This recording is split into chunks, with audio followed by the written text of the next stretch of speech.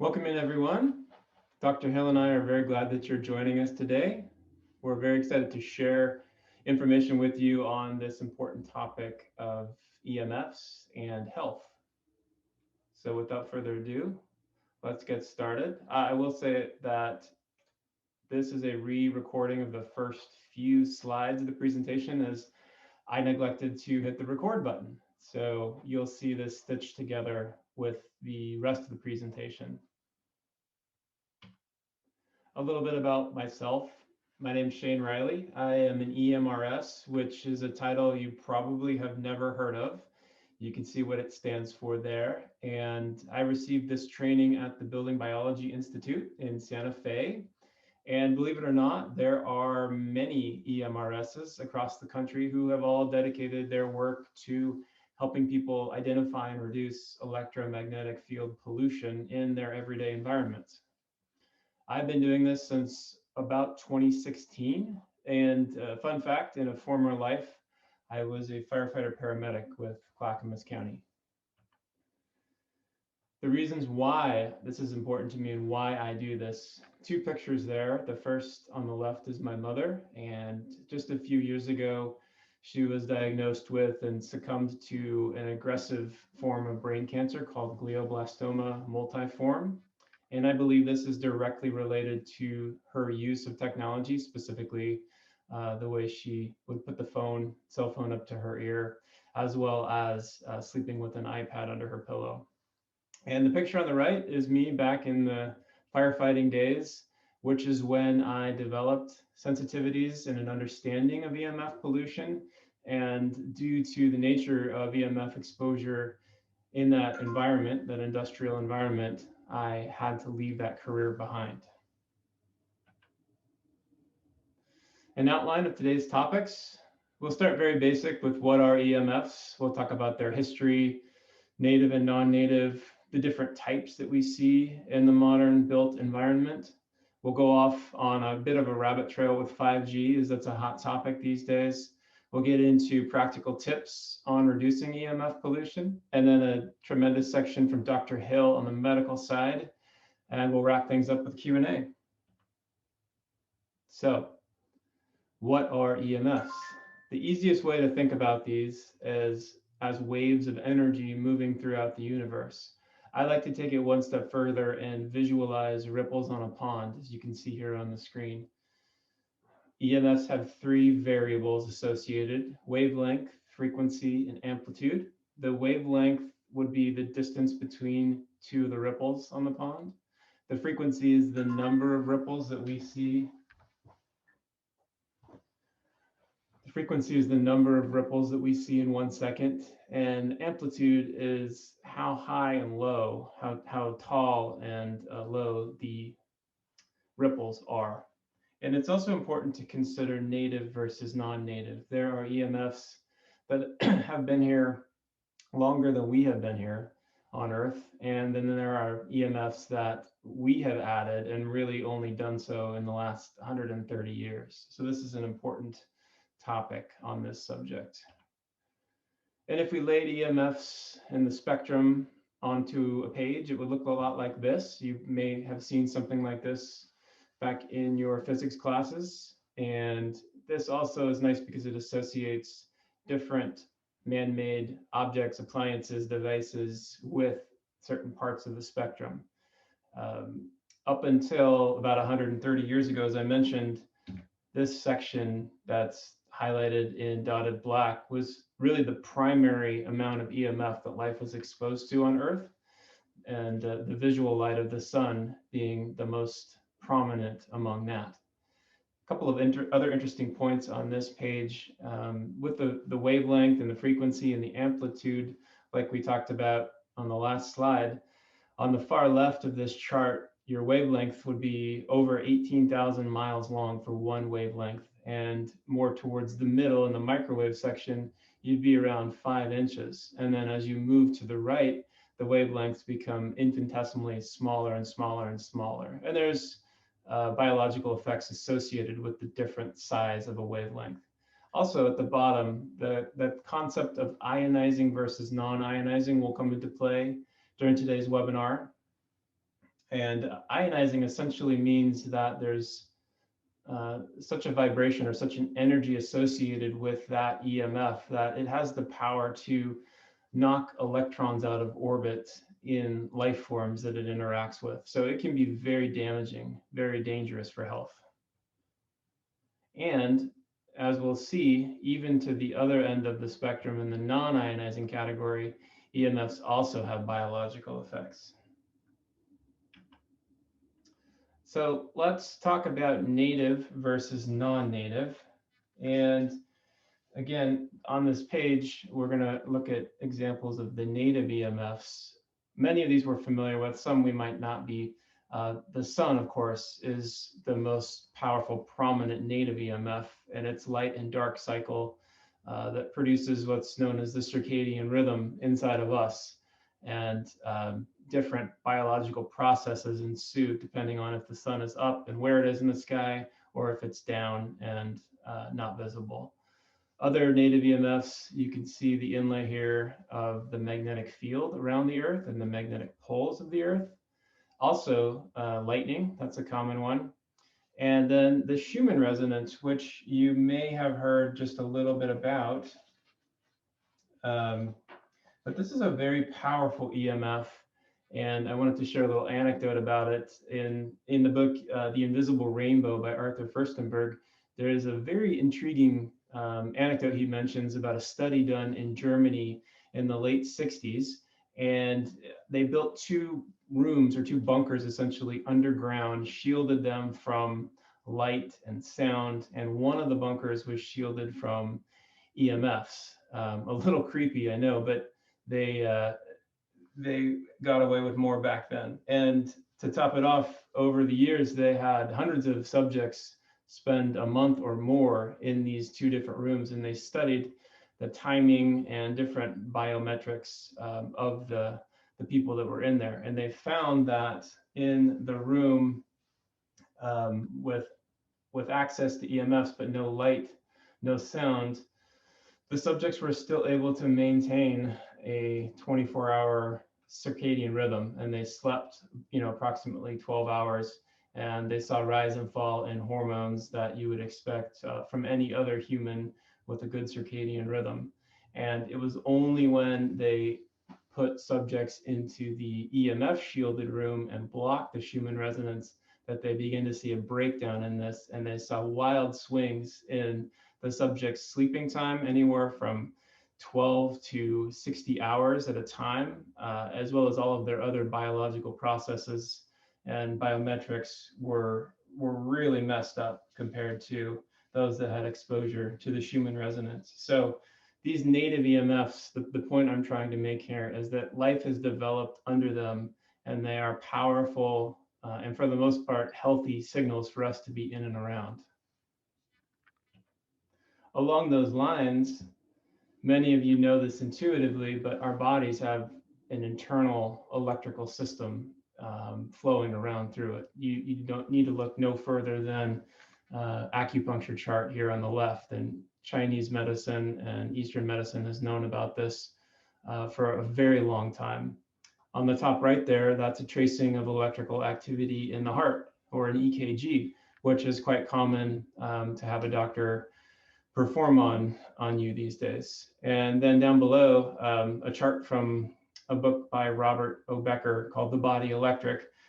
He was researching voltage changes and polarity changes in amphibians as they regenerated limbs. And he found later, he began to study how humans repair their bones, and the electrical network inside of us was a big part of the healing and regeneration process.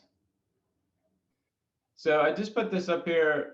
It raises the question of kind of how aware should we be about all of the man-made type energies that we put into our biosphere. And this Robert O. Becker was a researcher back in the 1960s to 1980s. And I think he raised a great question here. So we talked about some of the natural or native EMFs, But let's talk about all of the ones that humankind has added. And it's important to note that this has really only occurred in the last 130 years. So on the screen here, we have some of the first examples. We have the telegraph, we have the AC electric motor, and of course the light bulb. And from there, it really exploded. Things like radio, radar, microwave ovens, satellites, cordless phones, cell phones, medical imaging, energy efficient light bulbs, so many things that we've added in. And all of these technologies really allow us to break the laws and the timing of Mother Nature that we've added in just such a short time window.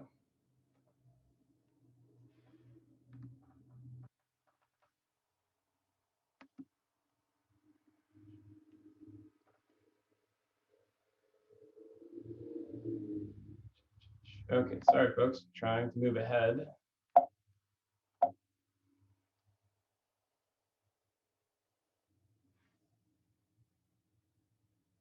I can't actually see my cursor on my screen. I'm not sure what's happening here.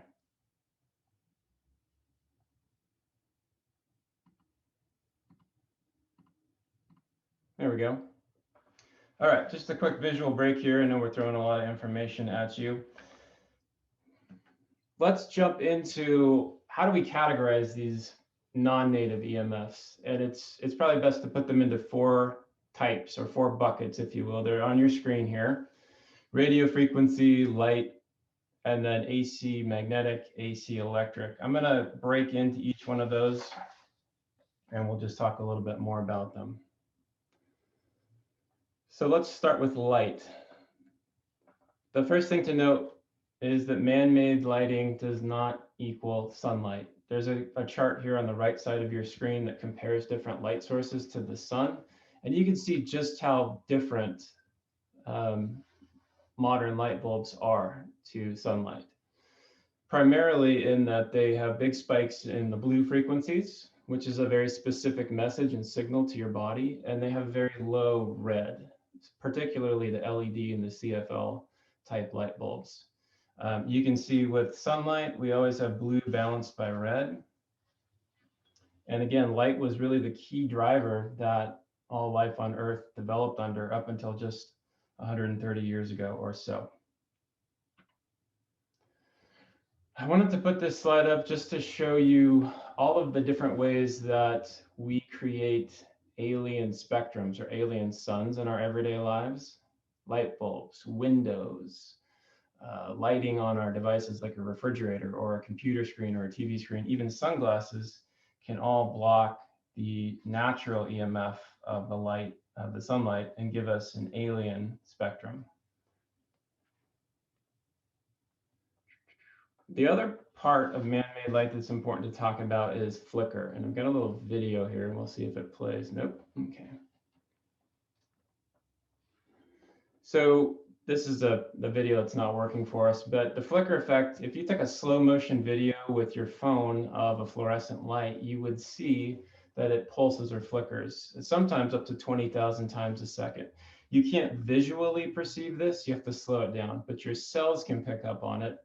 It's been studied since the Vietnam War. They call it the Buka effect, and it actually led to a lot of paralysis in helicopter pilots in the Vietnam War, and then subsequent crashes. But this is the reason people go into a Walmart or into some type of factory with this type of lighting and experience various symptoms from disorientation, nausea, vertigo, even paralysis, like I mentioned.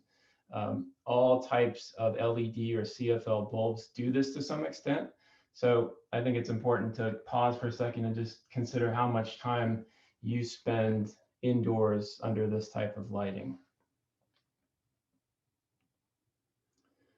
Okay, the next type of EMF category is AC magnetic, and this is produced from electrical current flow in some type of device or along a power line.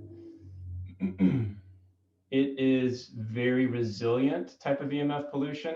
It's hard to shield. It penetrates through most building materials. So I put the old meme of the honey badger in here just to sort of show that this field is not one to mess with. And on the right, there's a little snippet from a study they have looked at this. In this case, it was an occupational study, and the findings that they came up with, it says they found that occupational magnetic field exposure increases the risk of brain tumor or glioblastoma multiforme. The next type of EMF pollution that we can categorize is AC electric radiation. This is from the presence of electricity. So that's an important distinction. This could come from an appliance that is plugged in but not on. So it could be a lamp that's nearby you, doesn't have to be switched on, it only has to be plugged in, really any type of appliance. And I like to think of it as one of those, as pictured there at the bottom, one of those Tesla coils that has little fingers of electricity extending out into the environment. And again, this has been, this type of EMF has been studied and does have health effect, negative health effects. Okay, so also related to the magnetic and the electric field is what we call dirty electricity. The picture on the screen is an oscilloscope tracing. The red up and down roller coaster in the background is the normal sine wave from power in North America, and the yellow fuzz with the spikes is dirty electricity. It's noise that rides on that red roller coaster. And you can see some examples of where this type of pollution comes from. But essentially think of it as noise that travels all around an electrified environment like your home or your office.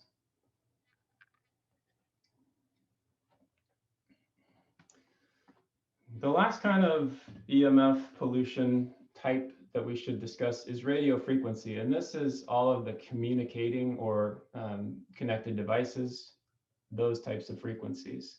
And as you can see in the chart, there are many, and you guys are probably aware of quite a few these days. But this is all of the cellular, the Wi-Fi, the Bluetooth, the smart devices.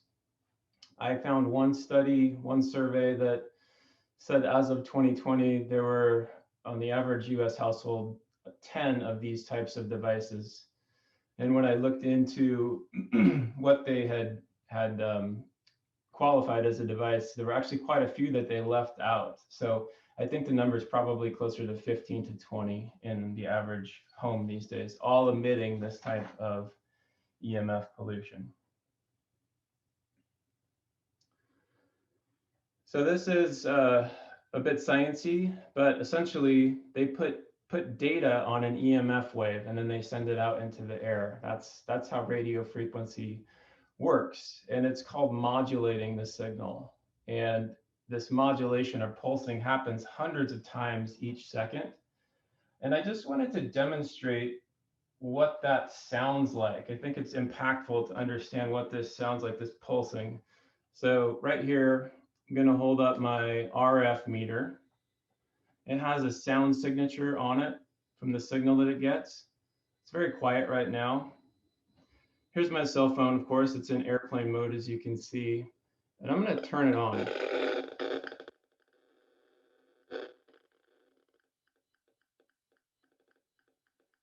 So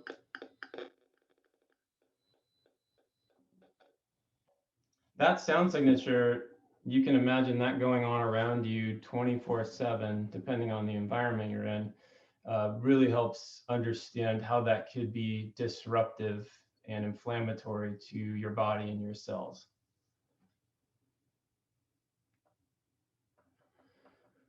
As far as the studies go, I won't jump too much into these just in the interest of time, but radio frequency emissions have been well studied with health effects. A number of prominent ones here. You can find some links to these and others on my website if you have interest in reading further. But this type of EMF pollution is very well studied, and effects are found, biological effects are found the vast majority of the time that they look at it. So those are the four main types of EMFs. It's helpful to categorize them when we're talking about them and thinking about them. Okay, quick visual break. This is a picture of my oldest daughter running through the forest that I thought was pretty fun. All right, I wanted to spend a quick minute and just point out some things that we can learn from the big tech, the wireless, the telecom industry about EMF pollution. On the right there, you can see the graph basically showing us that how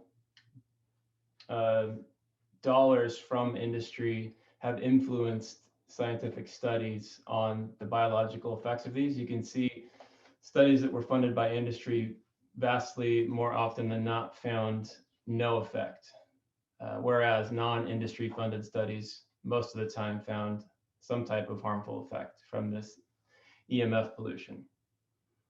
A couple of other points on the screen.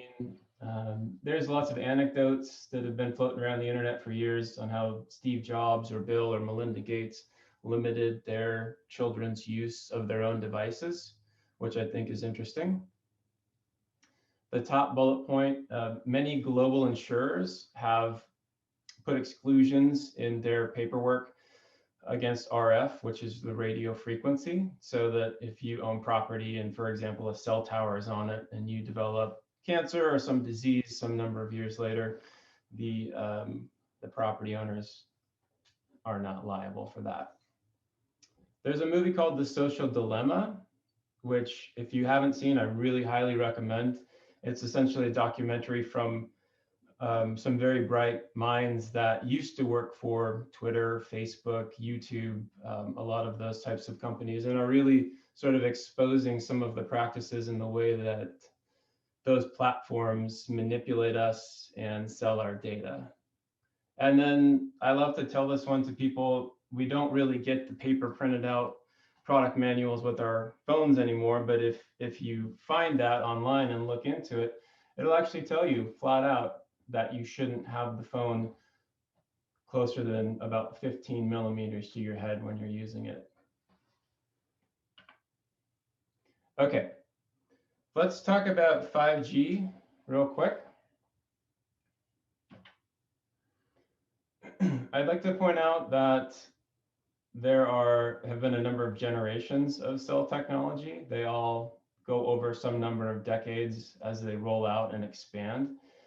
And right now we're in the 4G LTE generation, and 5G is slowly rolling out and coming online. This is a very wordy slide, but it helps us compare 4G and LTE versus the coming 5G. 4G is, you could sort of think of it like a shotgun. It spreads out a wide pattern of radiation continuously all throughout the day. It extends for miles. It penetrates most modern building materials. And as you probably know and see out there, there is some sort of antenna grouping every 1 to 2 miles. And this is contrasted by 5G, which I have a picture of the Death Star from Star Wars up there. I want you to think of 5G as being much more surgical and precise, selective transmissions, much higher data transfers, and the ability to control an array of small antennas and focus them. The higher frequencies that they use for this extend not as far as the 4G, which is why you probably heard that they're planning to put antennas every couple of blocks. There'll also be a satellite network associated with this. Up in space, there's already some number up there from a variety of different companies. But I want to point out about 5G that the ability to focus the antennas and the waveforms and the radiation is kind of a new component. Sorry, let me admit this person so that I can get my screen back.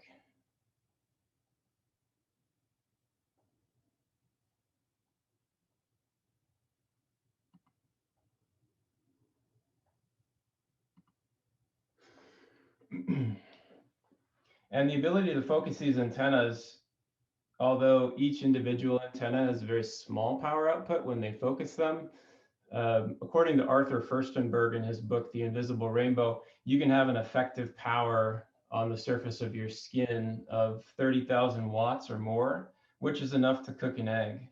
So this is, of course, very concerning. What if the beam was focused and your eye got in the way? Or what if a bird flew through the beam? We don't have answers to these questions yet.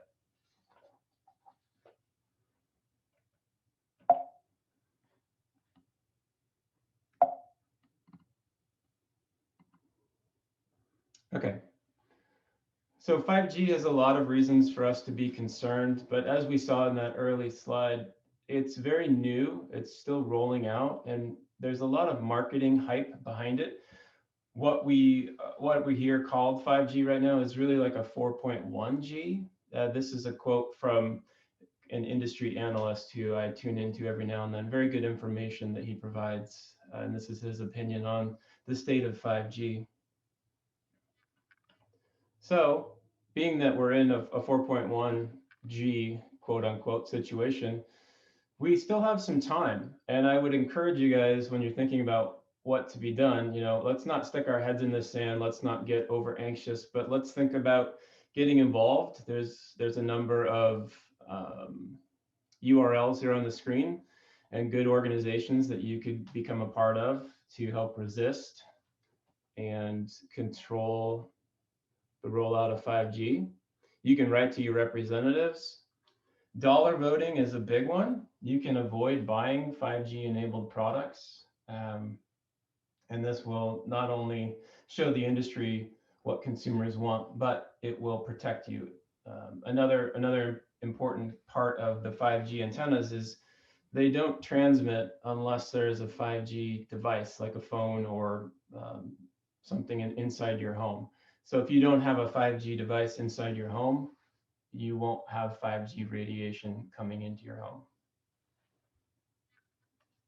And then location. Location is really important to think about in the coming years.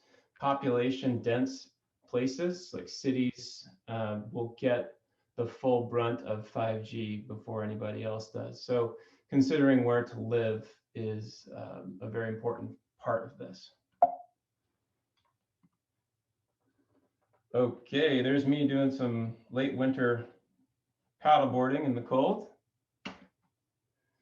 I want to talk a little bit about the practical tips for reducing your exposures. And this is as simple as I can make the recipe for you. We want to increase our exposure to native EMFs, and we want to lower our exposure to the non-native ones, the man-made ones. So how do we do that? This is an incredibly important concept for understanding how to reduce EMF exposure. It's called the inverse square law.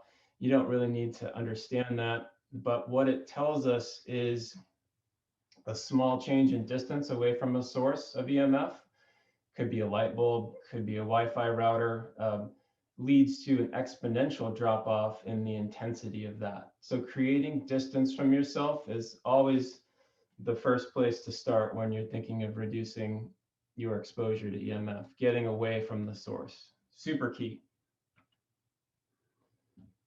Let's go through each category of EMF and just a quick slide on how to reduce exposures to it. The first one is light. And as we've looked at, there's so many sources of these alien suns and man-made lighting that we have to have a multi-pronged approach. You've probably heard about blue blockers, but these block out the excessive blue from man-made screens and bulbs. In the middle there is Iris. That's a type of software that filters blue light from your screens, like your laptop. And then light bulbs. Of course, we all spend a lot of time indoors, and nothing can replace sunshine, but if you do need lighting, incandescent, the good old-fashioned incandescent, is the least problematic.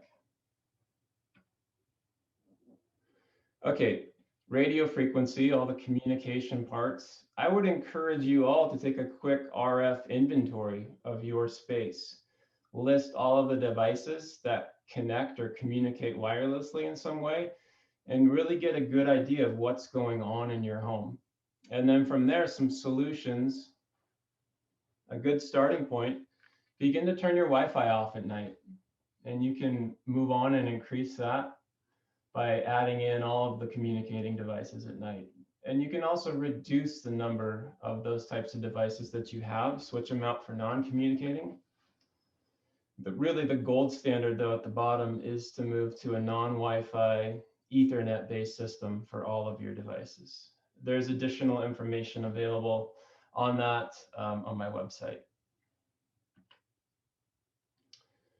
Okay, the next type of EMF pollution, if you'll recall, AC electric fields. This happens when our devices are plugged in. They don't even have to be switched on. But one of the easiest things you can do is pictured here on the screen. Many devices commonly come with the black plug, which is a 2-prong plug.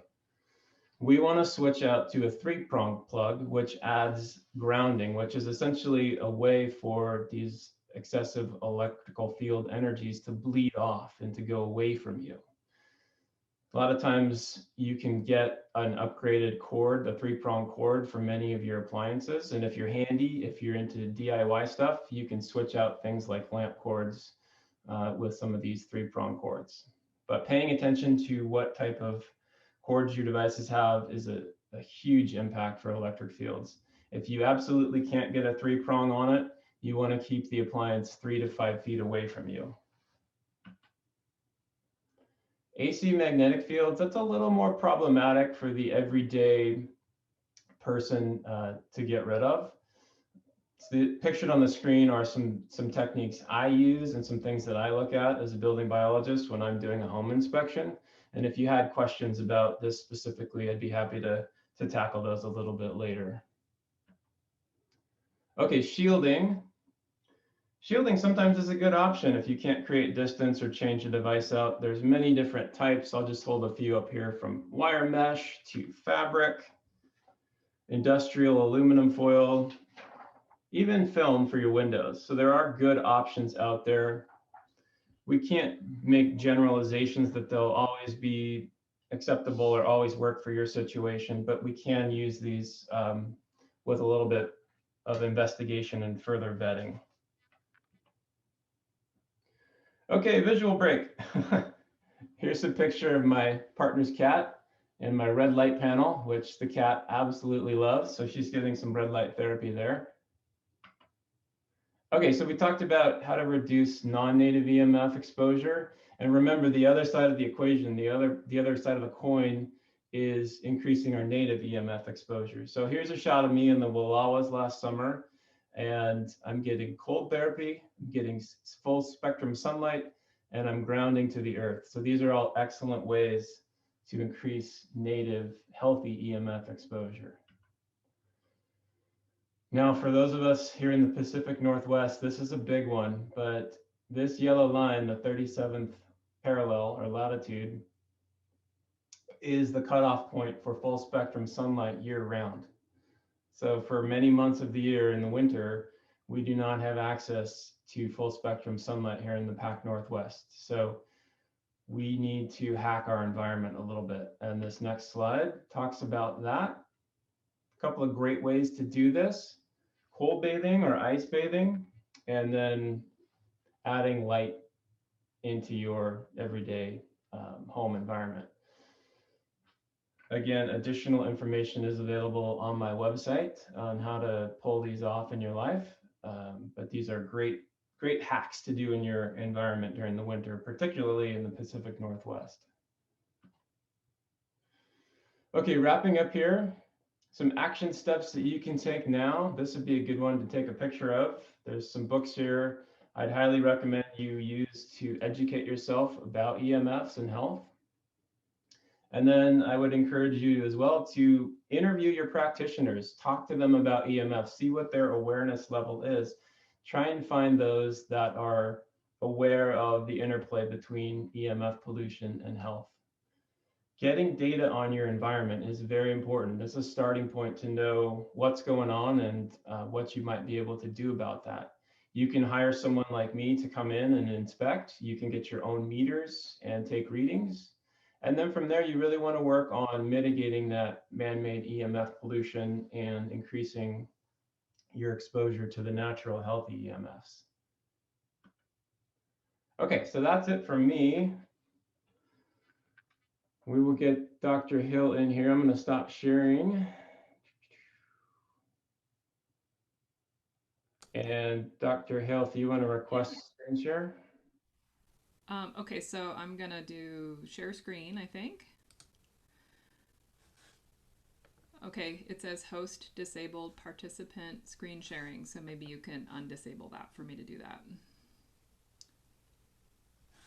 Let me take a look at that.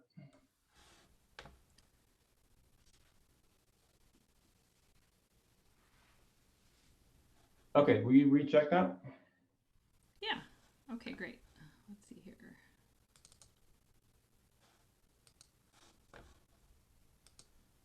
Okay, can everybody see this? I can. Yep. Yes. Okay, let me see if I can make it nicer. Hang on. We'll do a slideshow. Okay, great. Is that in full screen now for everyone? Yes. Almost. We can see it well. Yay. Okay, Yes, great. it looks good. Okay, this is my alma mater, NUNM. They now have a nice Wi-Fi electrical device outside there, which is a little hard for me to be able to look at, but I wanted to start with that. And I wanted to talk a little bit about Semmelweis. This has been, Semmelweis was a doctor in the early 1800s, and he's actually been referred to quite a bit with the COVID pandemic because of the fact that he was basically the first doctor to realize that we needed to wash hands in between, having doctors work on corpses or dead bodies and going to deliver babies. We did not have the germ theory at that time.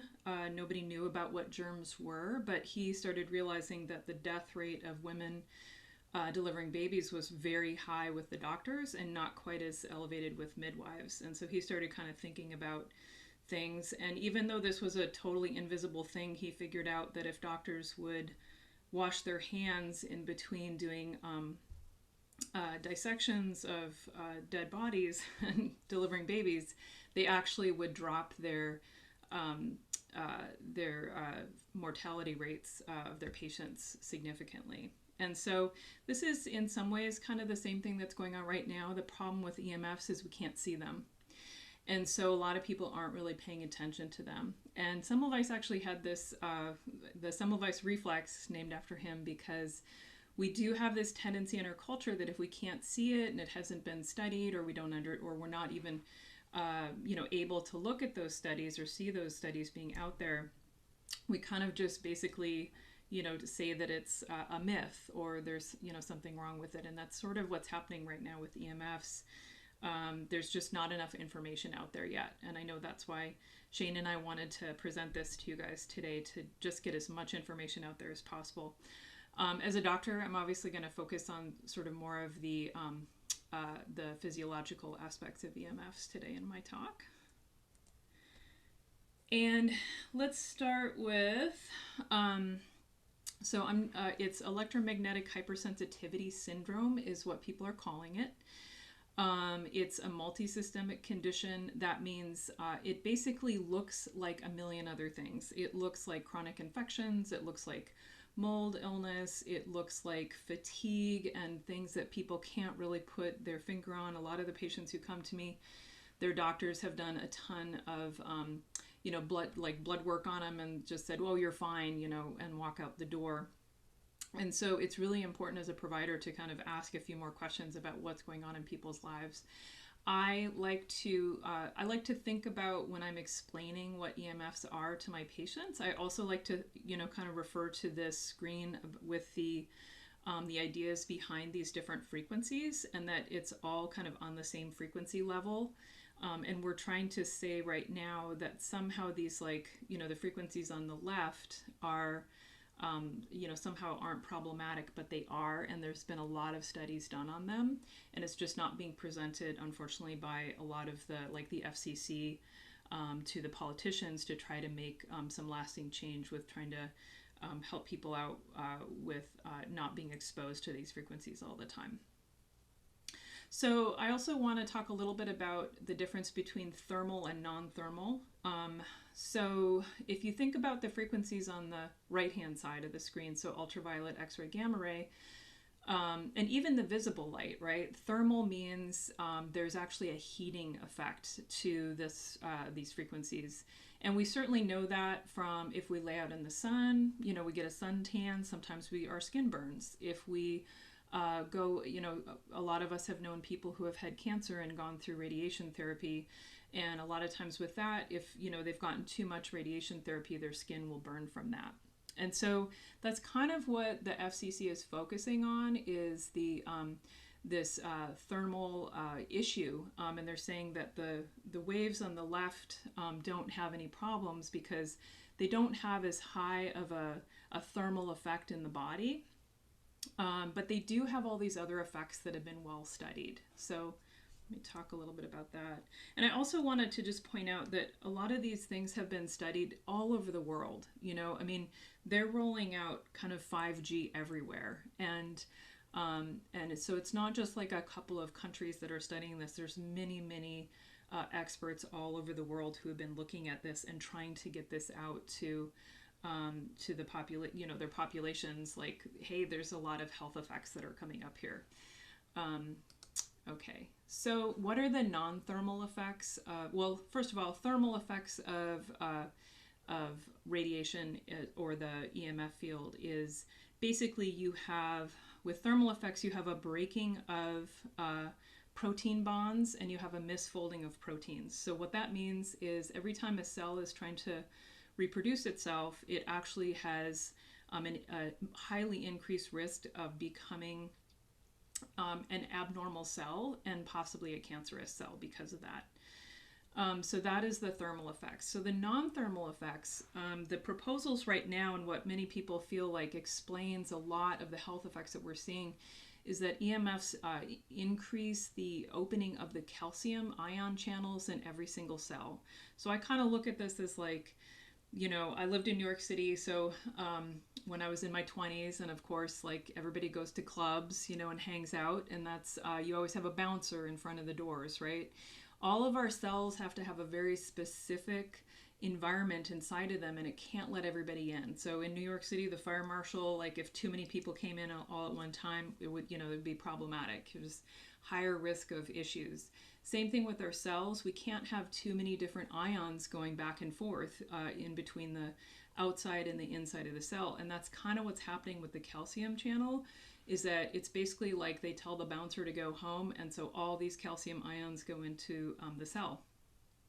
And when that happens, there's been a lot of studies on that, is it increases significantly a lot of what we call reactive oxidative species. And a lot of you know about that probably from hearing what free radicals are, okay? And so what free radicals are is they are molecules that are extremely volatile in the body, and they create a lot of damage. One of the biggest ones that's created from EMFs and this this humongous influx of calcium into the cell is peroxynitrate, which is also known as rocket fuel. So if you think about rocket fuel, that's something that has to be extremely explosive to actually shoot something up into outer space to kind of go against our gravitational force. And so that's actually kind of exactly what's happening in our cells. So there's been a lot of studies on influx of calcium in the cells and peroxynitrate showing a very definitive, pathological mechanism behind things like heart attacks, strokes, diabetes, heart failure, cancer, and all sorts of neurodegenerative disorders such as Alzheimer's and dementia. Okay, so this is just kind of bringing this point back home. This is actually from the FCC, that's the Federal Communications Commission. This is directly from their website. They say there's a kind of a question and answer page, and they say, can people be exposed to levels of radio frequency radiation that could be harmful? And what they say in there is that it's typically far below levels necessary to produce significant heating and increased body temperature. Okay, so that's sort of where the FCC has been arguing things for politicians and to create policies around being able to roll out 5G, is they're really just focusing on the thermal effects, which you can see is very specific in their wording here on their website. But what we're going to talk today about is all these non-thermal effects that have been well studied. And this is actually on the left here. This is actually on my dog walk. This is a humongous cell tower that is on 24th and Fremont, directly behind a church, right on somebody's front lawn, basically. It's not their lawn, but it's like that little, strip that belongs to the city. There is a grade school exactly 1 block away, and there's another church and another grade school 5 blocks away. So, and this says on this tower, some radio frequency fields might exceed FCC rules. So, not only are they rolling out, what they're trying to say is, what's within normal limits, they're also putting things up and just thinking if they can put something on here that says this might exceed limits, that people are going to know what that means. But we know what that means, that they're kind of going way beyond what they're even saying is okay for human health. And actually right now, the Environmental Health Trust and the Children's Health Defense are actually in the process of suing the FCC. Their oral arguments are going to be starting in a couple of days on January 25th, and they're being sued for never updating their exposure limits for any of this stuff that they're rolling out. Okay, so what are these non-thermal effects? These are all, on this slide, are all things that have, every single one of these things that I'm going to say has dozens and dozens and dozens of studies done on it. So this is not non-science at all. So significantly lowered fertility, number 1, lowered sperm count. Also, there's changes in the testes and the ovaries from exposure to EMF fields simply because of that. With developing bodies, there's changes in DNA, and so there's actually changes in the structure of the body. Neurological and neuropsychiatric effects. Certainly every single person who walks into my office complains of these first 5 things: insomnia, fatigue, depression, headache, anxiety, stress, memory dysfunction, even for people who are in their 20s and 30s. Cellular DNA damage, we kind of talked about that. Apoptosis, this is a really important thing that EMF actually blocks. Apoptosis is really, it's like a programmed cell death, and we need our bodies to be able to say, hey, this DNA looks a little bit weird. I think that cell needs to die, or the cell needs to be able to have that wherewithal to say, I think I'm a little bit weird. I think I need to knock myself off. If our cells cannot do that, then that's where we get cancer growth, and that's where we get these like weird cells that aren't gonna, they're not gonna work with our bodies to be healthy bodies. Oxidative stress and free radical damage, endocrine effects, I certainly see that a lot in my practice. The excessive intracellular calcium is already known to cause insomnia, and of course, I have to say probably it is extremely rare when I have somebody walk into my office who says, oh, I have no problem sleeping at all. I mean, I would say probably 99.5% of my patients have problems sleeping. And then cancer. So these are all well documented, well studied. Okay, so effects that we see that maybe don't have as many studies done, cardiac effects. There are kids who are having strokes in high school now. This is becoming more common. And strokes just in general in people under 50, that has not been a thing before, is now significantly increased. There's even a magazine out now, I think it's put out by one of the insurance companies, called Young Stroke, for people to connect and wondering, why did I get this stroke? But nobody's really talking about EMFs as a possibility here. Early onset Alzheimer's and dementias, there's people under 30 developing these things. This is not okay. YOD, it's a new acronym to have young adult or young onset dementia, dementia onset between 45 and 64 years old. It's always been over 65. And what are they blaming? They're blaming diabetes, they're blaming obesity, and they're blaming smoking. So nobody's really looking at this as a possibility. ADD, ADHD, so that excessive intracellular calcium, again, following EMF exposure, can disrupt synaptic formation. So children in utero who are exposed, there is a possibility that there's a huge correlation with the humongous increase in these conditions that we're seeing. Also, kids that are allowed to play with cell phones, play with iPads. I remember bringing my kids around to look at preschools and kindergarten classes, and many of our public schools are already giving iPads to kids in preschool. Like, I was kind of blown away by that. Okay, so just a little quickie thing about my practice. I treat a lot of canaries in the coal mine. I treat a lot of people who have multiple chemical sensitivity. This is kind of cool. Martin Paul, who he's actually done he's at the University of Washington, and he's a professor of pathology and biochemistry, medical pathology and biochemistry. And he's done a lot of studies on EMFs. This is where he's connecting chemical sensitivity with that increased peroxynitrate in the cells.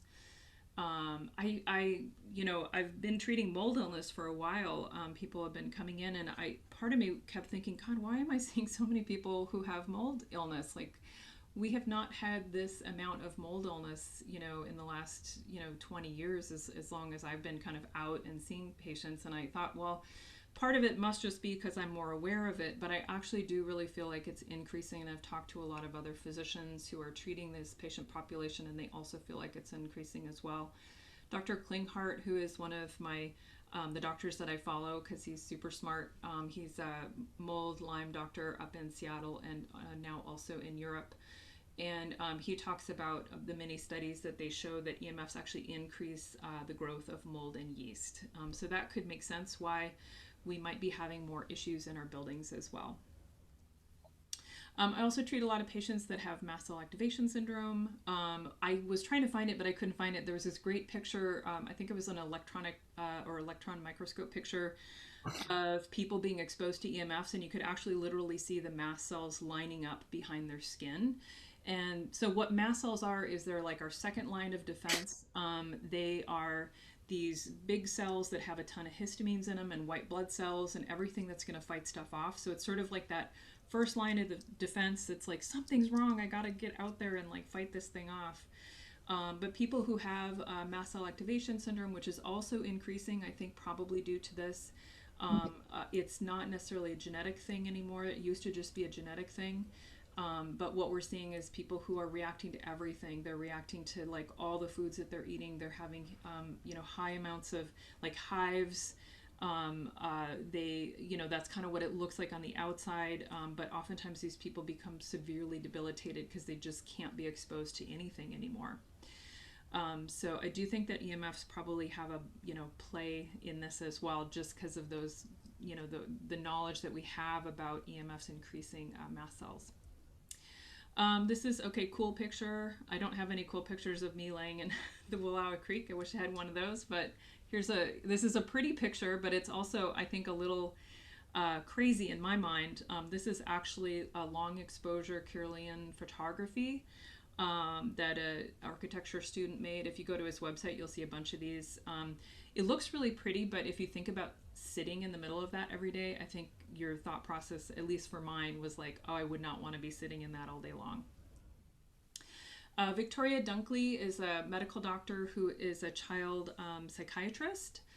She's one of the only child psychiatrists right now who is actually not putting a difference between screen time for school and screen time for things like Minecraft or other games that our kids are playing as being any different. Our bodies on a physiological level are reacting to screen time all in the same way. And a lot of people don't want to say that because they don't want, because schools are already having all these devices in their program, and they're wanting kids to be able to use this to learn.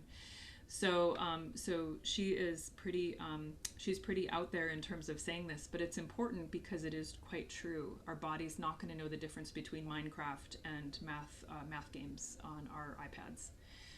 This is the difference. It's a little bit hard to see here because these pictures are kind of small in terms of how I could actually get them into the slide. All the heads on the left are adults. The heads on the right are children. There is a big difference in the amount of EMF exposure with kids and adults. And what these are is this is exposure with a cell phone. Why is there a difference? The big difference is kids actually have thinner skulls. So they've got, smaller amounts of bone to kind of help protect them from EMFs. Not that that really protects us, but it does somewhat. And they also have more water in their brains. So there's actually 2 to 5 times more absorption radiation into the brains of kids. And then you also have basically brain cancer in the U.S. between the ages is kind of the highest cancer between the ages of 0 and 19 right now. And there's been an increase in all pediatric cancers from 2001 to 2014, and that's actually from a study in 2017. So it's probably, my guess, is even more highly increased at this point. This is a book I recommend to some of my patients. This is from that same doctor, Dr. Dunkley. She calls what our kids are getting as something called electronic screen syndrome, with dysregulated mood, impaired cognition, dysfunctional behavior. And I think one of the most important things to understand about, putting these devices in the hands of your kids is not just about whether they're going to become infertile in 20 years, but it's also about looking at, it's hijacking a lot of their social bonding pathways. I know that there's been a lot of studies out for a while on how even just us checking our email increases our dopamine response.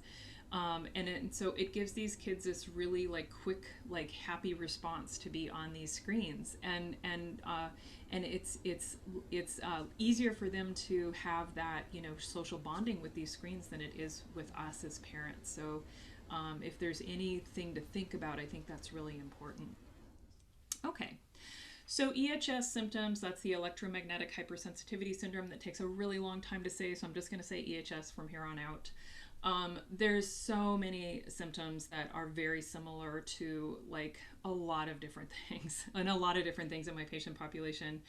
But I did just want to, kind of highlight some of the things that I think are important to think about. So sensations of electric shock, or my biller is, she, I think, has this, and every time she touches one of our devices in our office, it breaks. So think about that. I don't let her touch my printer anymore because she's broken it so many times. But this is, interestingly, is something that actually does really happen. And I've heard this before from other patients saying, yeah, every time I touch that, it breaks or whatever. Tinnitus, gosh, this is every doctor's nightmare, because tinnitus, we don't really know what it is, where it's coming from, what it can be caused by. But I did notice, I went to the EMF conference in 2019. It was the very first medical conference about EMFs. And they had us in a building that they had completely mitigated all the EMFs for the conference as well as for people to sleep in. And I remember many, many people saying that they had noticed just being there for 2 days that their tinnitus was more than 60% better. So I thought that was interesting. Tremors, seizures, feeling of vibrations, cardiac dysrhythmias, POTS, which is that postural orthostatic tachycardia syndrome, where people are, constantly feeling like they're going to faint. Metallic taste in mouth. I've had this a lot throughout the years, and I never really connected or knew what it was, but this can be a sign or symptom of having EHS. Seeing phosphenes, what those are is, if anybody's ever had an MRI, you can actually see them. They're like little flashes of light that cruise around your in your visual field, but they're not really there. Some people can also call it visual snow. And then other auditory effects such as clicks or buzzing. It's been well known for quite a while that people will actually hear their cell phone ringing, or they'll hear the beep for their text message, and there's nothing there. So there's some interesting things. So sometimes I'll definitely ask my patients these questions about if they live near an electrical substation, if there's a power transformer somewhere nearby, if they know about any cell towers, I know from going on my dog walks where all these cell towers are. How long per day do they work on a wireless computer, if that's what they're working on. And then obviously if they're in a high-risk job, which would be somebody working with an MRI machine or X-ray, something like that. It's a very clinical diagnosis. There's no specific, you do this lab and we can diagnose you with EHS. It's just not, it's not going to happen. But oftentimes with my patients, I'll do a lot of different labs. As a naturopath, I always get laughed at by lab technicians with how many labs I'm ordering. But I also see very complicated patients, and so I need to run a bunch of different labs. And so I wanted to kind of just put these up, we want to look at, and I think a lot of the other doctors who treat this illness are looking at these as well. We want to look at immune things. We want to look at your whole endocrine system, like your thyroid, your estrogen, progesterone, testosterone, cortisol, infectious disease. That's really important, because what we're really looking at here is total body burden with EHS. And environmental screening, we can definitely screen at this point for heavy metals and for molds or mycotoxins. So I'm oftentimes doing that with my patients.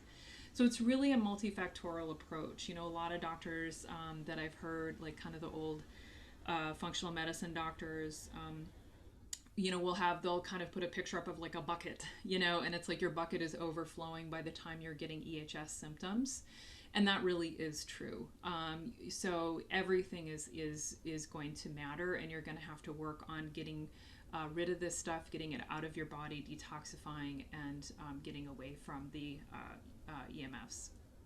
So that brings me to treatment. So the two things that we really are going to focus on is avoidance and detoxification. So there's 4 things that I talk to people about with avoidance, which is cell phones. I don't want to run too far over. I want to like give you guys time for Q&A. So I'm going to not go into these into huge detail, but I want to point you to, so for cell phones, I want to point you to this great website, Environmental Health Trust. This is one of those, this is a great organization that's really working towards advocacy for health, our health with EMFs.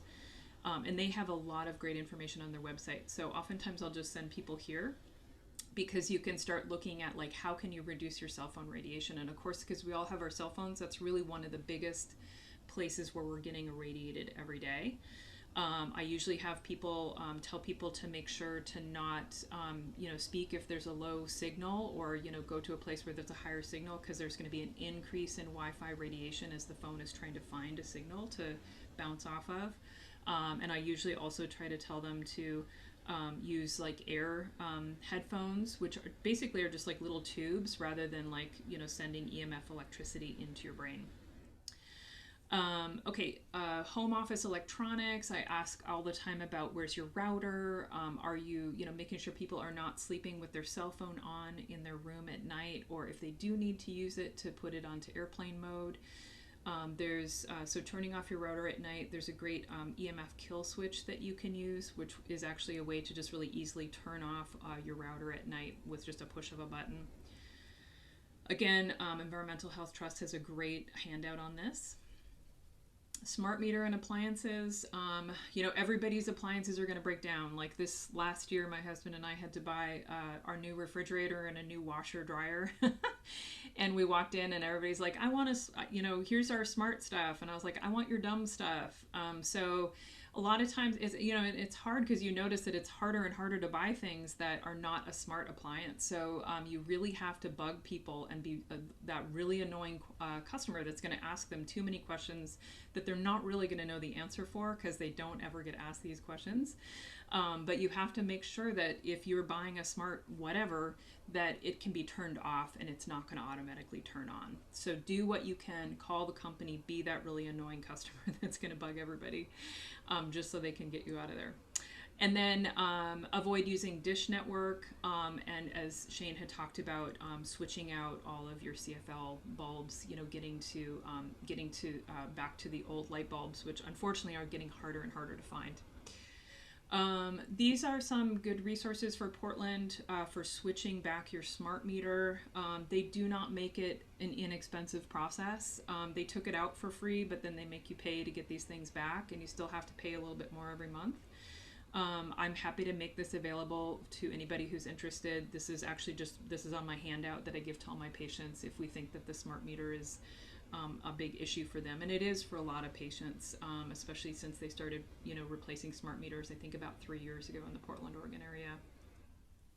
Cars, I wish I could give you more info on this. I don't know as much. I'm excited because the next EMF conference is going to be next weekend. So, and I remember there was a cool guy there that was really into life hacking things. And a lot of these, the guys that are, a lot of the people that were really into tech are now EMF sensitive, and they have a lot of really cool information about how to get around things. So many cars at this point have Bluetooth and batteries, especially if we're switching over to hybrid. All I can say right now is I just recommend that people don't buy it, or see if you can figure out how to wrap your battery. I know that there are people that will do that.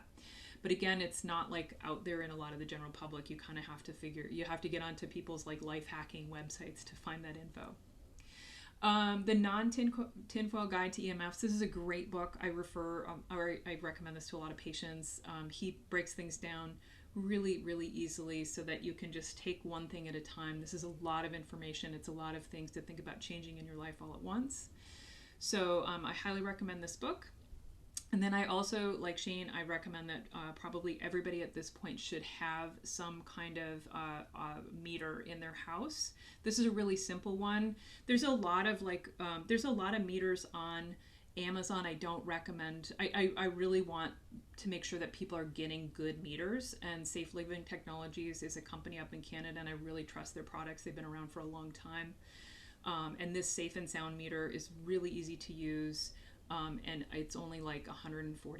So that's a lot, but considering the fact that we all travel, we all go to, stay in different houses, like that's where we go. We don't like to go, stay in hotels everywhere. So we'll rent a lot of like Airbnbs and stuff. And I want to be able to always bring this with me to make sure that my environment is safe, or that I'm not sleeping right next to like a router or something like that that's hidden. Okay, whoops. Okay, that was too quick. Okay, and then really fast detoxifying. This is basically our modes of treatment is the avoidance, and then the detoxify part. I'm going to look at all these other things that people might have, and try to get rid of, any other things in your body that might be adding to this sort of toxic burden. Eating clean organic foods, considering heavy metal removal from the body. Many doctors who treat EHS have noticed that if people have metal in their body, that metal can actually act as an antenna, and especially the more sensitive you become.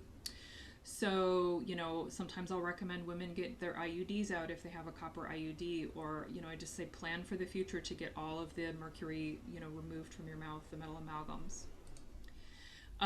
Some of the things that we will specifically give are things like glutathione, melatonin. Melatonin is great. I love giving liposomal melatonin at night because it actually helps chelate metals from the brain. So even if somebody doesn't have a sleep issue, I'll give the melatonin at night for that. Replacing your really important minerals such as magnesium, potassium, calcium. Almost every single doctor in the field that treats mold and EMFs loves this product by Cardiovascular Research, which is trisalts. And so we'll frequently give this. A lot of people agree that it works really well for our patients. Vitamin C, taurine, any kind of oxygen therapies are going to be really helpful because they're going to help with that basically that increase in peroxynitrate in the cells and kind of helping with those free radicals. Binders I'll also give. A lot of times you start detoxifying people and they feel like crap. These are really simple things. Every single patient that comes into my office knows what chlorella or activated charcoal is. So these are great things to give to help bind things in their system when they're working on detoxifying. Saunas, we can't all afford a sauna, of course, but anything that's sweating is going to be really good for your body. They've actually shown in studies that sweating, you actually sweat out a ton of heavy metals, a ton of like pesticides, a ton of like industrial toxicants from sweating. They've even found in many studies that it's actually you get a higher amount of these things going out through your skin than through your urine, which is, I think, is pretty cool. So if people can't afford a sauna, or if you don't belong to a gym that has a sauna, and I know a lot of those are closed right now because of COVID anyway, I usually just recommend doing something where you're going to get a sweat up, if it's a little bit of exercise, or if it's a bath, like a bath that you have to take a long time to get into, because it's so hot, just make sure that you feel like the sweat coming down on your forehead. And that's going to be a really great way to do some detox. Castor oil packs, as a naturopath, I have to talk about these because they're really important for getting the lymph moving in the gut. And sleep optimization, super important because that's where we detoxify. And so some of the stuff that we talk about is creating a sleep sanctuary with no electronics. Making sure that you are not getting any blue light or using any electronics 2 hours prior to bed, and then making sure that you're getting that everything is really dark, that you're not having light at night, which is also considered a pollutant.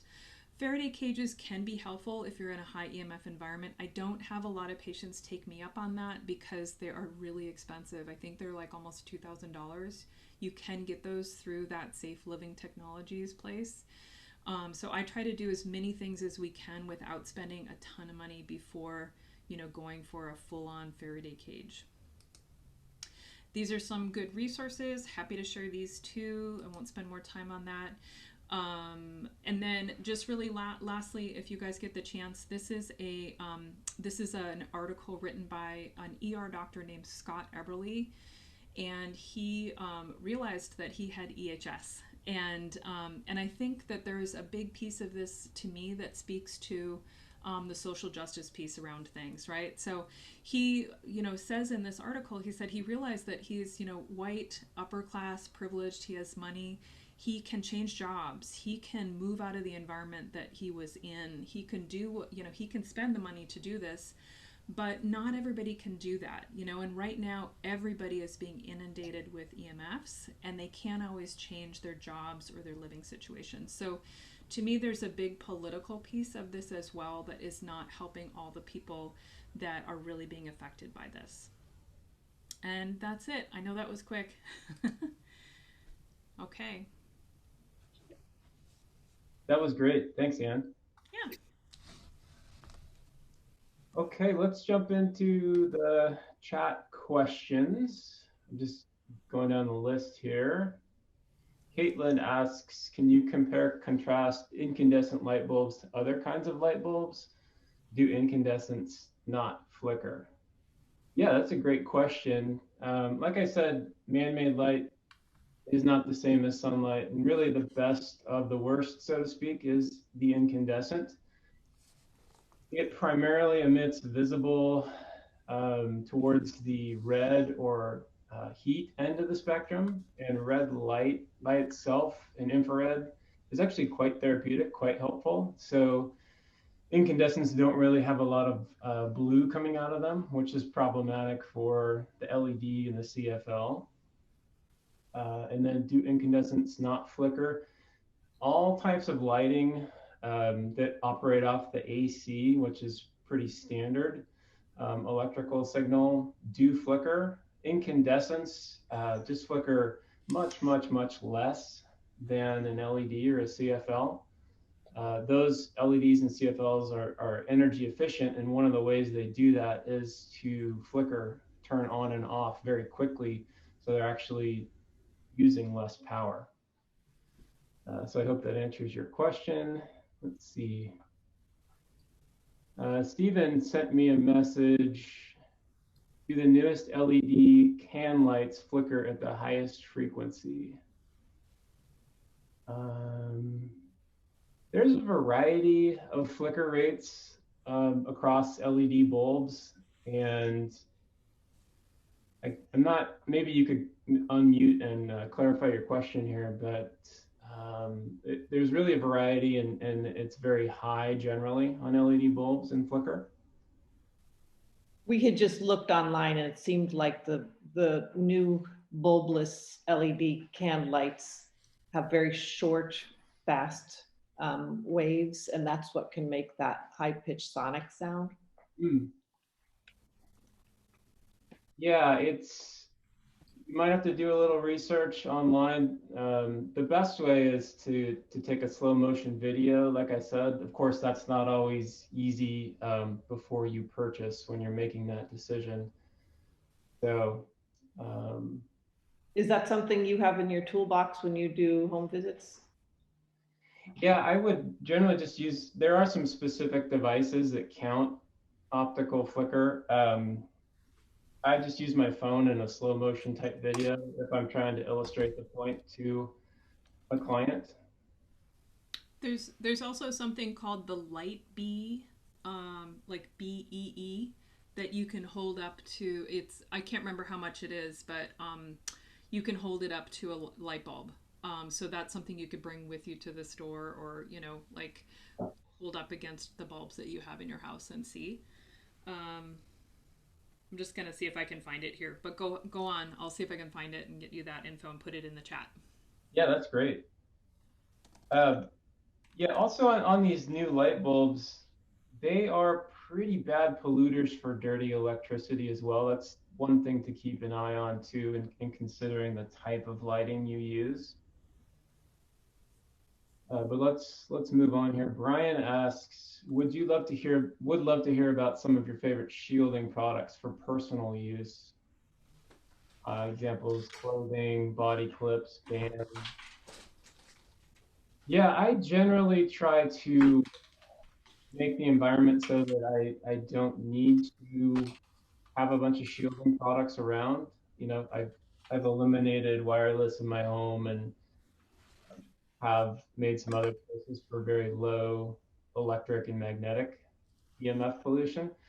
I'm not particularly EHS sensitive, so when I go out and about, um, like in a downtown area with a lot of pollution, I don't actually use any type of shielding product there. I think it's problematic, and I have some concern for shielding that you wear directly on your body. Even a bed canopy Faraday cage, it can become a double-edged sword if you're not careful, if it's not totally sealed, and energies and radiations that get in then bounce around excessively. And if it's uh, inside, clothing on your body, that can be really problematic. So I generally avoid those types of shielding. I hope that answers your question, Brian. Caitlin asks, how would you recommend minimizing cell phone EMF? The primary way that I do this and recommend doing this is, as you can see here, my cell phone is hooked up to an Ethernet connection. So 90% of the things your cell phone does for you will work just fine in that configuration. And I have a Google Voice line that people can call and text me on that works in this same Ethernet configuration. And then I will, from time to time, turn the cellular part of the phone on to check those messages and things. But I really try and reduce the amount of time that my phone is on. And certainly if it is on, the cellular antenna is on, I don't keep it on my body or anywhere near if I can help it. Can I mention too? Yeah. These are little Faraday bags that I recommend my patients get. Um, and so, you just have to be old school and not get your messages right away or your text right away because it'll block all of the Wi-Fi. But I always put my phone in here when I'm walking around if it's in my purse. Don't ever want to put it on in your bra or in any pocket on your jeans. And then this is I'm into rose gold if you can't tell. But this is one of the products that we use. It's just got like air tubing. And then I use this to talk on my phone. And it's actually a really long cord, so I can keep my phone, farther away from me. I'll put these guys in here too. Tech Wellness is a company in LA, and they have a lot of great. They've got a lot of great products to help with like cell phone use. They also sell different styluses so that you can not touch your cell phone or your iPad with your finger, but you can actually use styluses. I mean, these are all things you can get, but they kind of make it like they have a lot of info on their website and have been really helpful for that. So I'll just type in their their website. Yeah, very cool. I second the notion on the air tube headsets. Those are great. And the sound quality is really improved on the latest ones.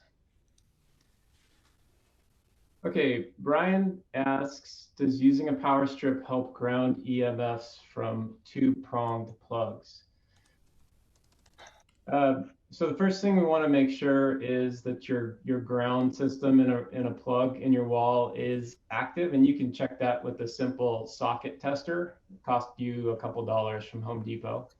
You just want to make sure the ground wire is actually hooked up to that socket, and then from there, uh, I would recommend most power strips these days are not well insulated or constructed in such a way as to be well grounded and shielded.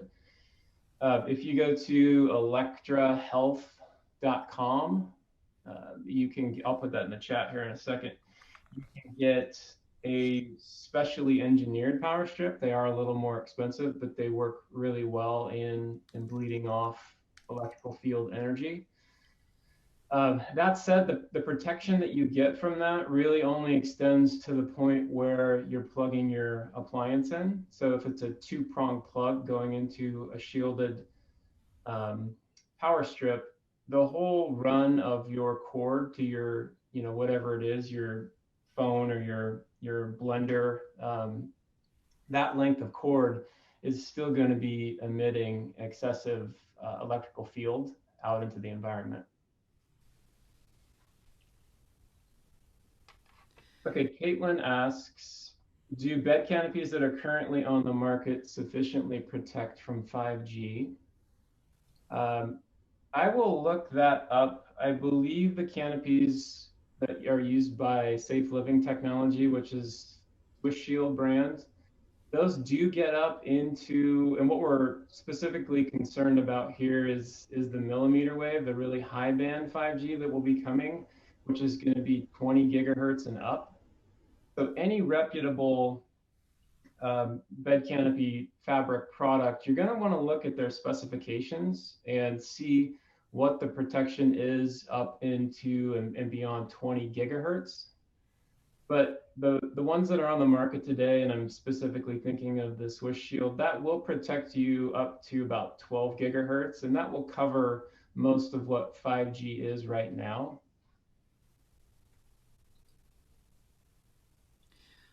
I would just say I really trust Safe Living Technologies, and they know their products so well, and they understand how to test all the ranges. So I would definitely utilize them. They have a lot of information on their website too.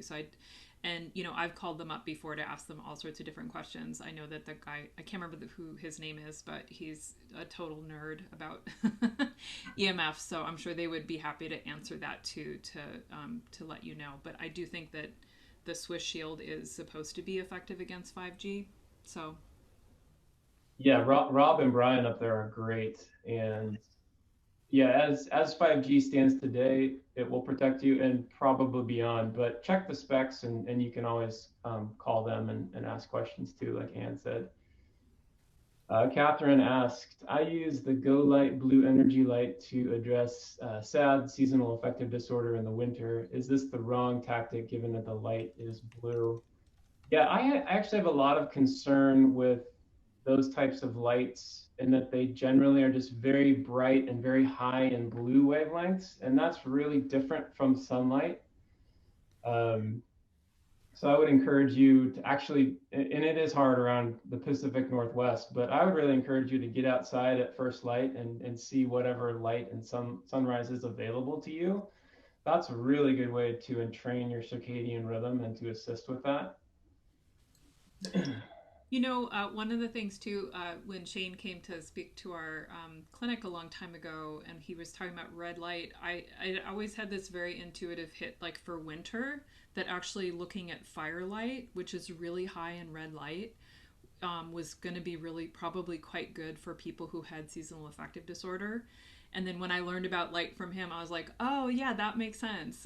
Because in the winter, we probably all sat around the fire, before we had light bulbs, and firelight is like almost all red light, right? It's like, yeah, it's just really high amounts of red, and that's important. So that's something I've recommended that my patients do, is actually have more fires in the winter and actually sit in front of the fire and watch the fire.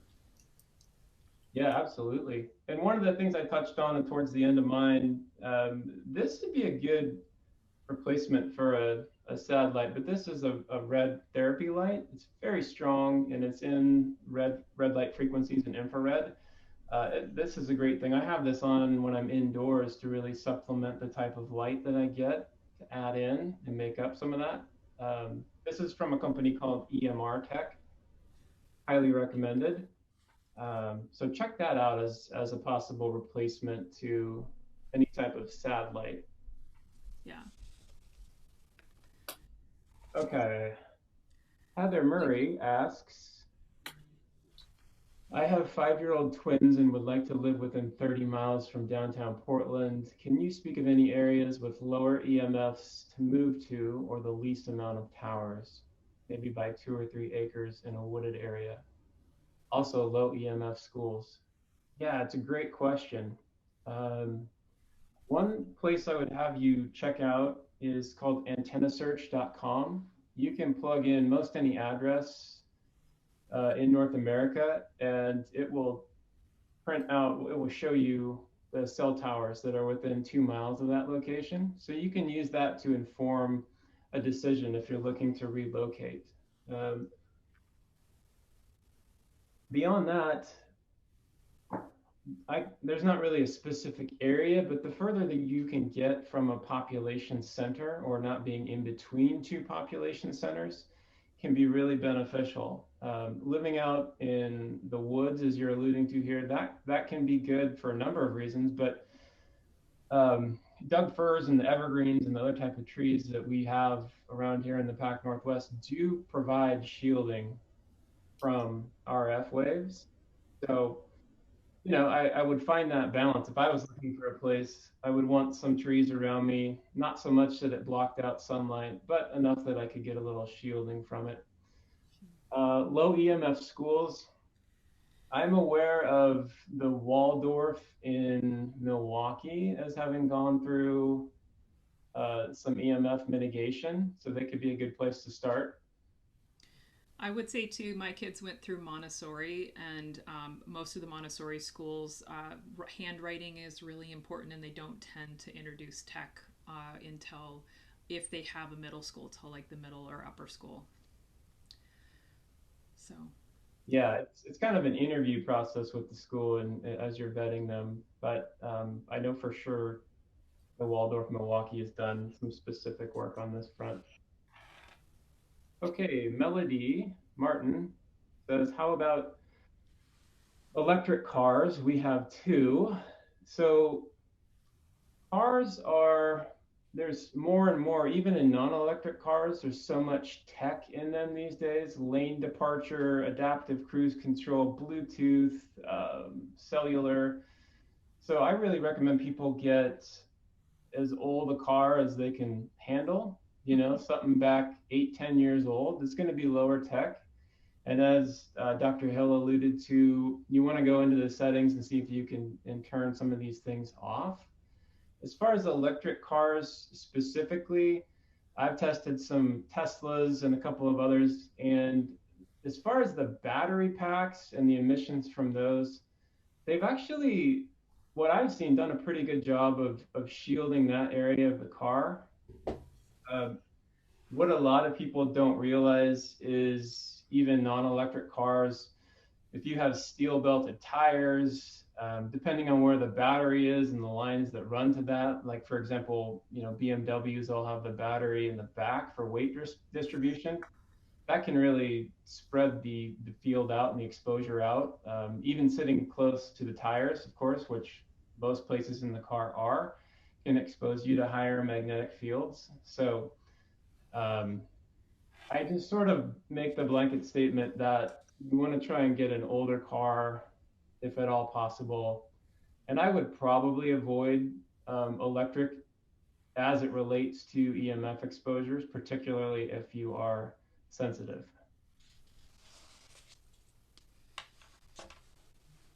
Let's see, to follow up to that from Melody is I have to use a CPAP to breathe at night.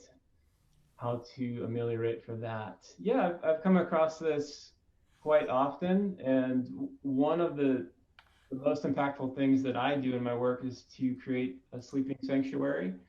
Cutting electricity, turning off circuit breakers to a bedroom is a good way to do this. So of course, if you have a CPAP machine or some other device like an air filter, this is problematic. But the workaround is actually pretty easy, and you can get a shielded electric extension cord that you can run out into the hallway on a circuit that is powered on when you're sleeping, and still have access to that.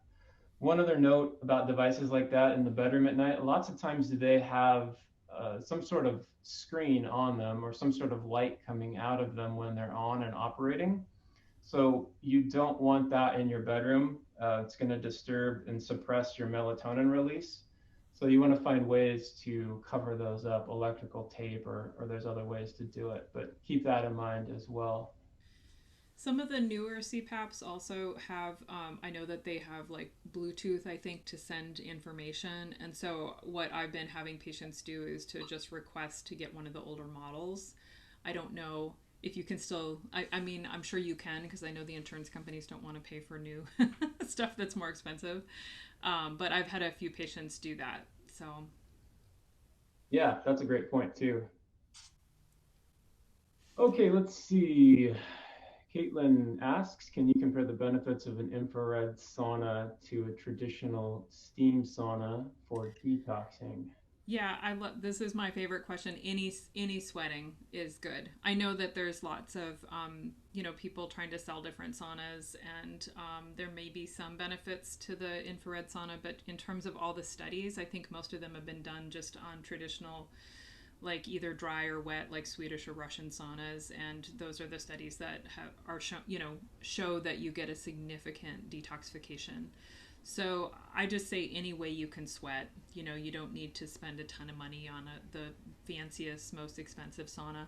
The one thing I will say is if you are going to buy a sauna, or if you have one, there are a lot of sauna manufacturers because there is electricity going to it, especially with the infrared and the far infrared. A lot of them don't pay attention to EMFs. So you really want to make sure that you are connecting with a company that specifically talks about that on their website, that talks about being low EMF, that talks about testing that they've done on it. A lot of them are smaller manufacturers, and the people who are really into it will seem to be really good about knowing what they're building. So just make sure you don't buy a sauna that they don't know what you're talking about when you ask about EMFs. Yeah, I would just tag on to that. I have tested in the field in people's homes many of these, and some are we're talking about the actual infrared, not the traditional steam here, but some of the infrared saunas are atrocious for EMF. And Yeah.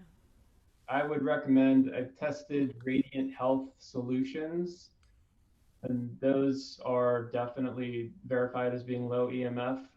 A lot of these companies will make wild claims about being low EMF, but they're really selling you a half truth. So I would do a little more research, probably not only through the company.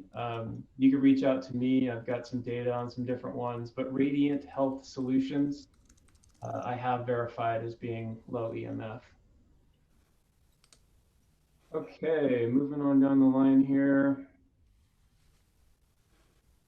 Yeah, a lot of people are asking about recording. I will make the recording available to you all at some point. So keep an eye on your email. And yeah, and I'm happy to. Someone was asking also about the resource list that we have. I know we went through really quickly because we don't want to be here all day.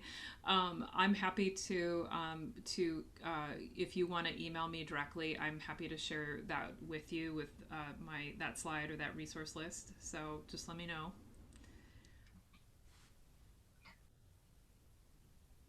Okay, let's see. How useful is Defender Shield and Safe Sleeve products? Yeah, those, there are so many of these products out on the market these days that you can put your cell phone in or protect your body. And um, in a lab setting, they tend to work very well. And in a lot of cases, they do work out and about. Um, but I wouldn't always rely on them and always keep your cell phone close to your body if you can help it. I think they're good for certain situations, like when you're out and about. But otherwise, as we pointed out earlier, you want to use things that actually keep it farther away from you if at all possible. Okay, Heather Murray, does airplane mode on a cell phone work as well as a Faraday bag? Can I keep my phone on airplane mode at night to use the alarm option, or should the phone be completely off? Yes, airplane mode is quite effective. One thing that folks don't always realize, and I'll just hold my phone up here, but there are multiple antennas on your phone. And I'm in airplane mode right now, you can probably see. But if I wanted to, I could turn the Wi-Fi antenna on, or I could turn the Bluetooth antenna on. It's still showing me I'm in airplane. That really just speaks to the cellular antenna. So you got to be careful about that. You got to check it out.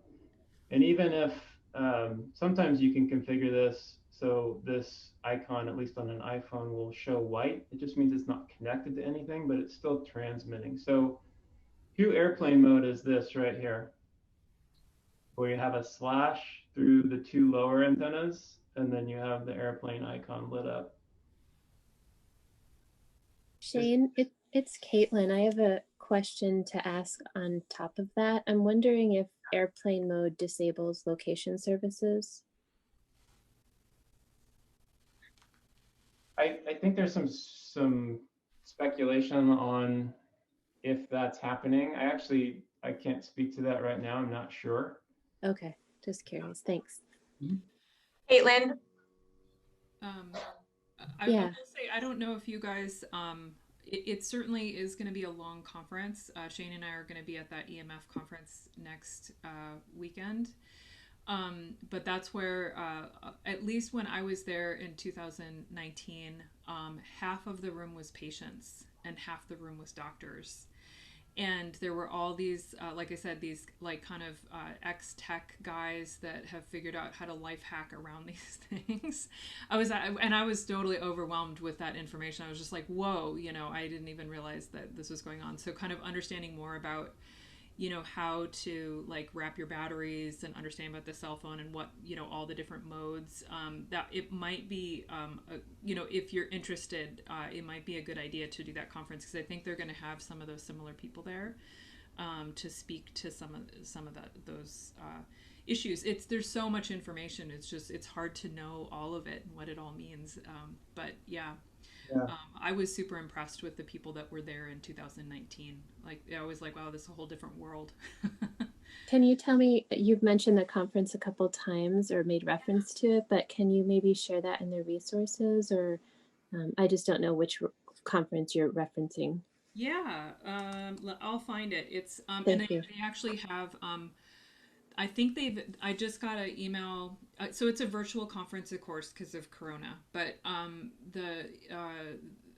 just got an email that they've extended, like, because so many people are interested. A lot of people sign up to conferences like right beforehand. So I think they've extended their discount through this next week, and the conference starts next Tuesday.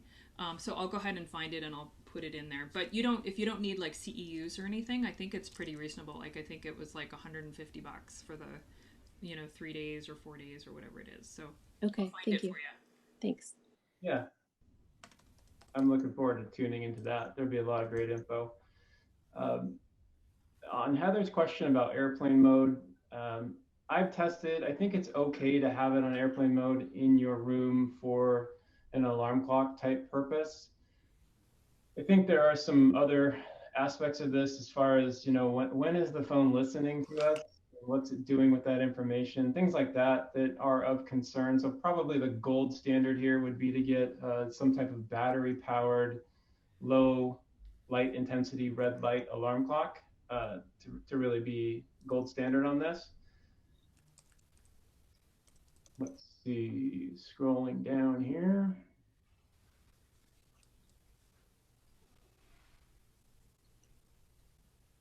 Yeah, Kelly's asking about Ethernet connection.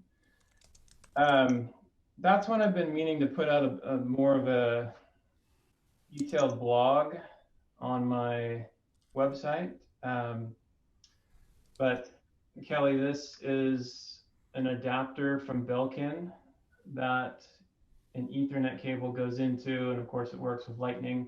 So you just have to get, well, you know what? It's not going to work too well to explain it right here now, but I will put out a blog in the next little bit on how to tackle that.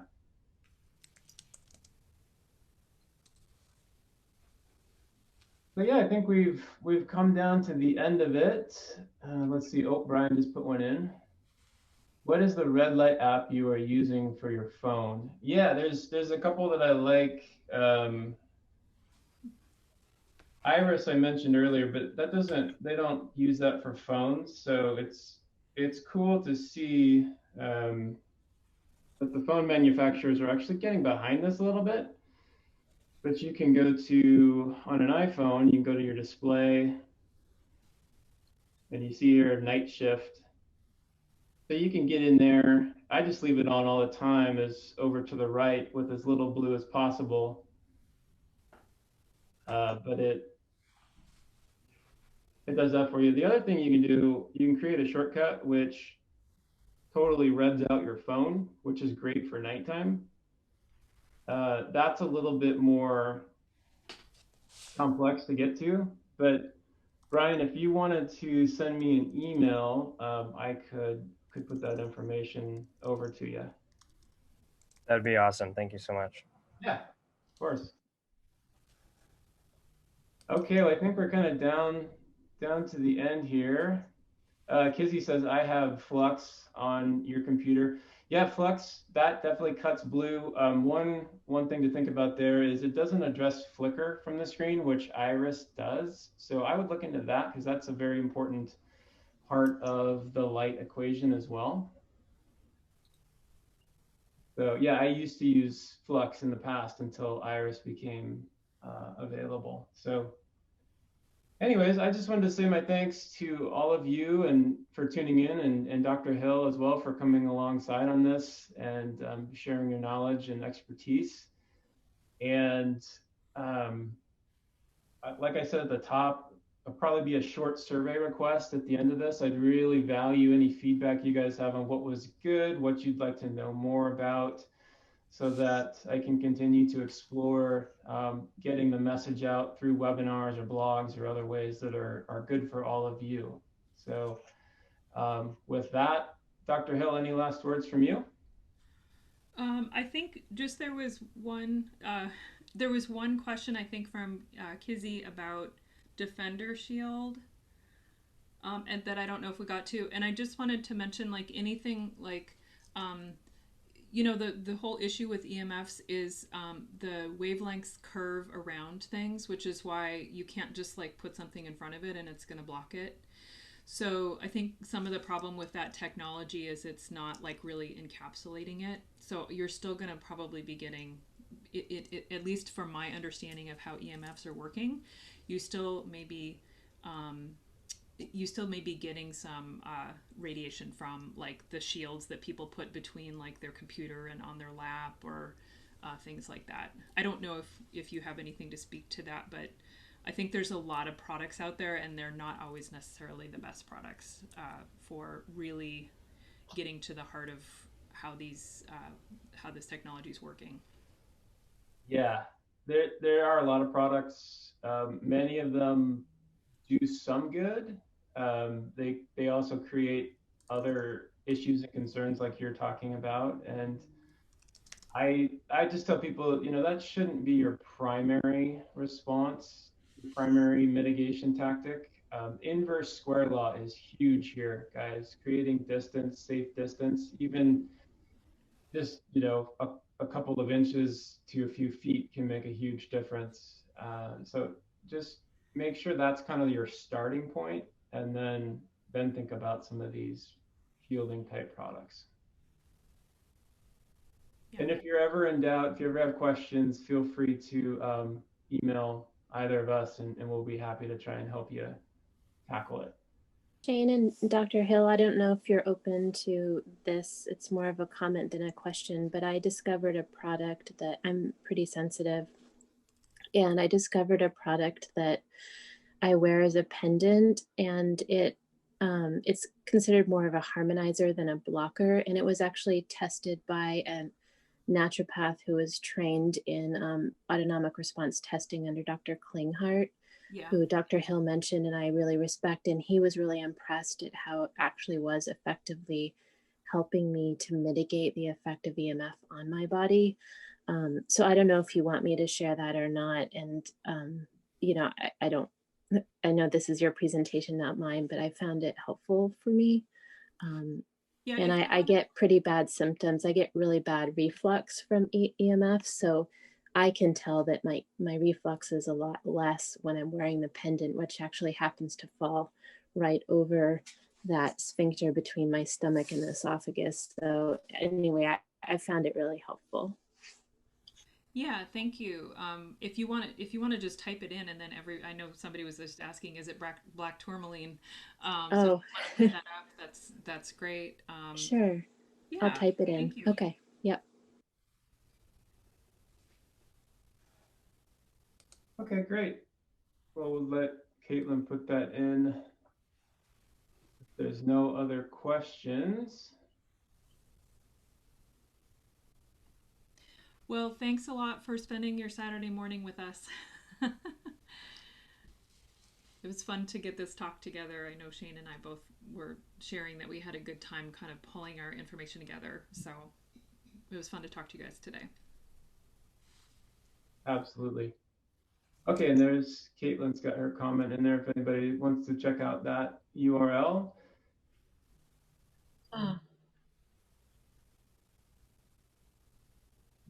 Yeah, oh, Kelly's sneaking another one in. That's gonna cost you, Kelly.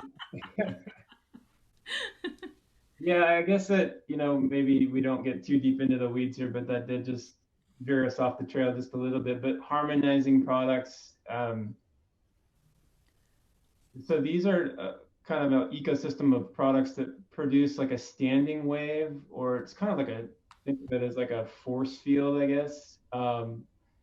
I have a lot of colleagues that I talk to about these, and I've seen a few in clients' homes, and I have seen people express some improvement. It seems like it kind of wears down over time. So I'm certainly not sold on these things. If you feel like it's a benefit to you, kind of like Caitlin was saying, I think that's great. I just would really encourage you to not make it your primary mitigation protection strategy. This can be like a secondary or a tertiary thing, but it shouldn't be. You shouldn't put all your eggs in this basket, I would say. Yeah, I definitely agree to that too. So I think you have like, just like me with looking at all the different things that are going on with people, I think you have to look at all the different ways that EMFs are coming in, and you can't just use one thing. So Yeah. Okay, well, thank you guys so much for spending some time with us. And this is really a starting point for this discussion to be continued, and we'd love it if you would share this awareness so we can help get the message out far and wide. With that, we'll sign off and keep an eye on your email for further communications. okay, thanks guys. Bye. Bye bye.